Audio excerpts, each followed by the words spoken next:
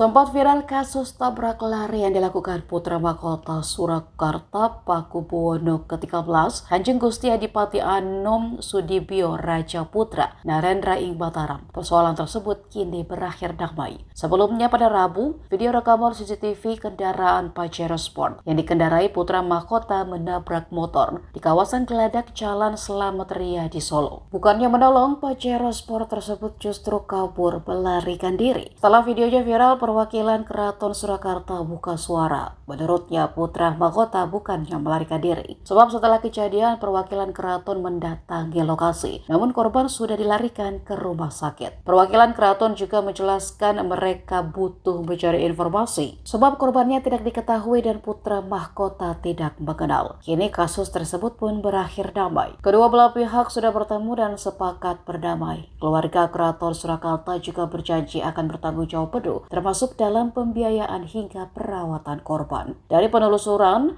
sosok Pangeran Adipati Anom Sudibyo Raja Putra Narendra diketahui masih berumur 22 tahun dan saat ini masih menjalani pendidikan di Fakultas Hukum Universitas Diponegoro Semarang. Pangeran Adipati Anom Sudibyo resmi menjadi penerus tahta Raja Keraton Solo sejak dikukuhkan tahun 2022 lalu.